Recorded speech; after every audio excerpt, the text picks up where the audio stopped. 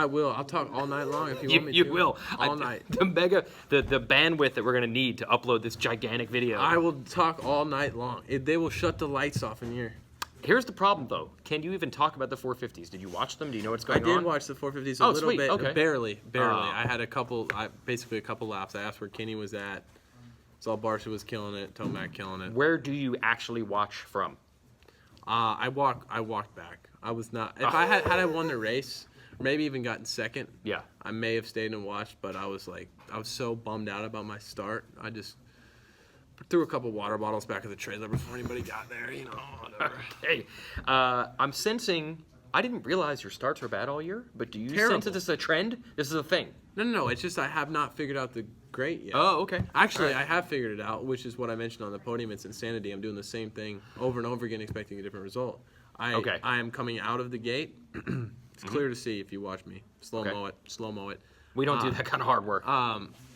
So I come out of the gate. I shift. I go to shift third, and obviously I'm a little bit taller. So to bring my leg up on the peg, I have to go a little bit back. Yep. But I'm stuck in outdoor mode, where when I do shift third and I do get a little bit back, I just go like this.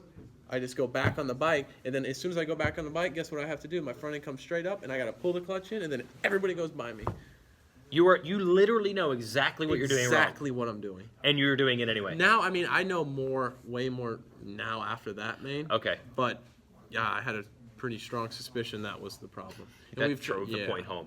You know, I feel okay because my sight lap start, as weird as it sounds, was so good. And I came back and I looked at my mechanic Brandon. I was like, I just looked at him like this, and he's like, yeah, you got it. Yeah. And I'm like, oh yeah, let's rip this thing and let's get all the way back on the bike so we loop out. So you did not get back on the bike in the practice start. Practice start was perfect. Okay. I went into the first corner and I'm like, man, I just nailed it. I hope Mitch saw that one.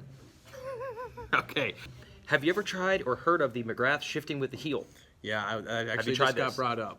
Oh, did it really? Just got brought up. Okay. I said I'll probably hit neutral. That's not gonna happen. Not very coordinated. Okay. Not very coordinated. So you didn't see any 450s. I don't need to reinvent the wheel. I'm a great starter. Okay. I just have to figure it out. Okay. This isn't something that's going to continue for a long time. You just have to do that parade lap start. This is like, and you'll be good. Yeah. So I'm not comparing myself to Kobe. I kind of am, but like you see Kobe, you see him have 2 games in a row where he scores 10 points. Yeah. He's going off for 50. Next one. That's me in my starting game. Like, I'm very confident in my starts. This is not like I go to the gate and I'm like, oh God, here we go again. I just have to figure it out. That's me in my starting game. Figure it out. Okay. Don't give you bulletin board material. But I did to motivate just so you like know, Jordan. I did not compare myself to Kobe. Right there. You basically said you bulletin board material. I will drop 50 with my starts. I will drop 50 with my starts. That's facts. Like dropping 50. That's facts. Okay. Just since you didn't see the 450s, just talk about the track. It clearly. Okay, everybody says this. I want tracks that separate. But can't separation also mean that the riders separate from each other and the racing is not good? Absolutely. I'm confused. You have to find a medium. You have to find a happy medium between what the fans like. Because guess what? If we can't fill stadiums up, all this is going to go away eventually. Yeah. So I'm out of a job. That happens, yes. Yeah, pretty much. Me too. You too? Okay. We have this in common. Yeah, we have this in common. So I think tonight... It's tough. I was telling Mathis, too. I don't know how spread out the 450s were. It looked pretty close at the end. It was good. It looked pretty close, so it was good. You have, and I'm not disrespecting the 250 riders because, like I told Mathis, everybody out there deserves to be out there and have a massive amount of respect for all of them. Yeah. Especially when we go, especially when we go east and west, you have the guys that really probably aren't that great in the whoops. Yeah. And when it gets more technical tracks, it's a big difference. Our lap times are a big difference. Yeah. And, yeah, so it becomes spread out. And in the 450 class, there's 15 dudes that are just insanely gnarly. So we're almost looking at the class to the class. The comparison of classes almost changes. You're not going to tell me if this was an east-west shootout that it would have been spread out as it was. No, you split the talent in half. Exactly. And in the 450s, there's 5 guys, and 2 of us got Oldenburg, we got terrible starts. Sexton was probably back off the start. That's why he was so far behind. Craig was practically lapped on the first lap. Craig was lapped. Yes. Yeah, so it's one of those things. If it was an East-West shootout, it would have probably been balls to the walls the whole time. But how difficult was it? Like, were there parts where, like, man, doing these rhythms or in these ruts or these whoops, like, I'm scared? Difficult? No, absolutely not. I was not never. that level. No, absolutely. No. It was not that technical. Okay. It was not that technical. I would say no. That's like an Indianapolis technical. That's scary. Because of ruts. Ruts. Okay, because I bring that up because people say, yeah, but they don't want the riders to get hurt, so that's why they're not making the tracks as challenging as possible. But you're saying the track was challenging, but it was not scary. So what is there another level that it can go to of technicalness? Absolutely. Anaheim won 2006. Look it up. Andrew Short won. Bill Poto got second. RC weeded himself. Oh, in the yes. In the whoops. The whoops were ginormous. And I don't know if you know this. Did the next race? They literally toned the track down the next race because they were. Oh no, not the next. Was it Phoenix? There's the next race. Anaheim 2. The Anaheim 206. Look that up.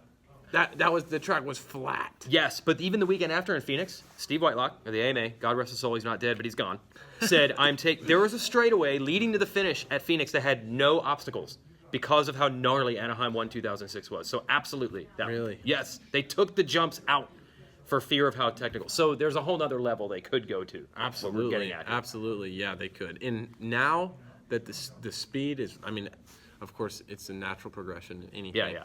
But we're going faster now than they were in 2006. Yeah.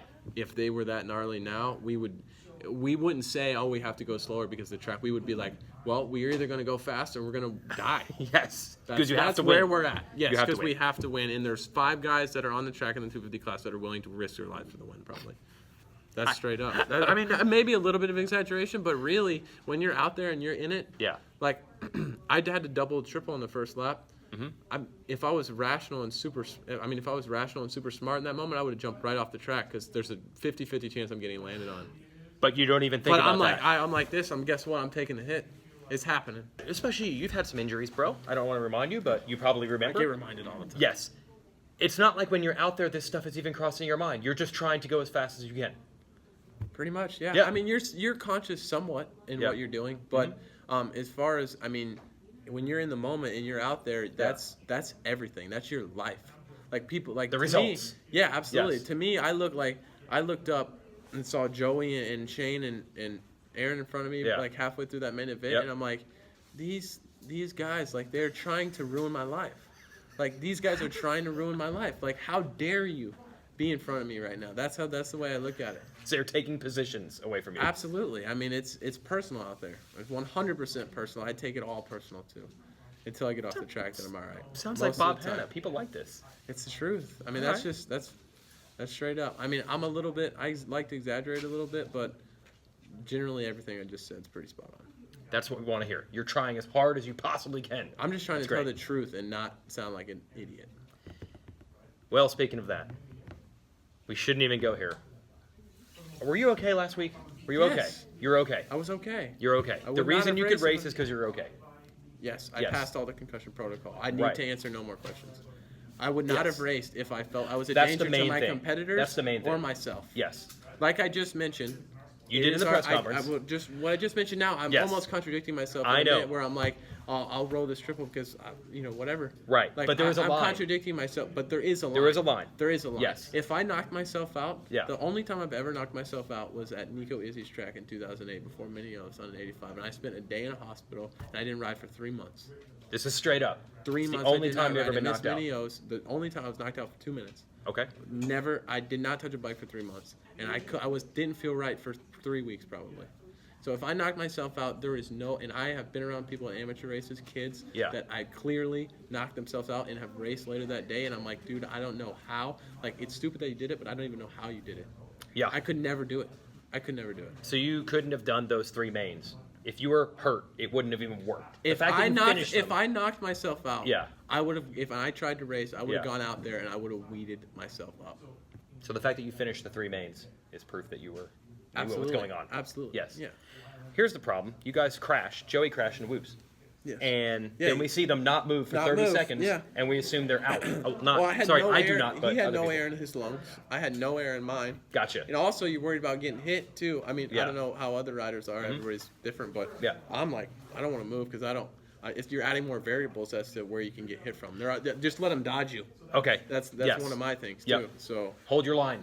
Yeah, while exactly. You're laying on the track. I hold the line until I feel like I see somebody out of the corner of my eye helping me or something. Right. Then I feel safe enough to move. But a lot of the times I'll just curl up on a ball, stay there. Don't put the video on Instagram next time. That doesn't help. Yeah, but I was going for the views. You got that. That's why I got you on this show. All right, go. You did a good job. Thank you. Thank you. Thanks We for even having me shake on. hands. Thanks Yes. for having me on. Appreciate This it. has its full faculties. You know. Yeah.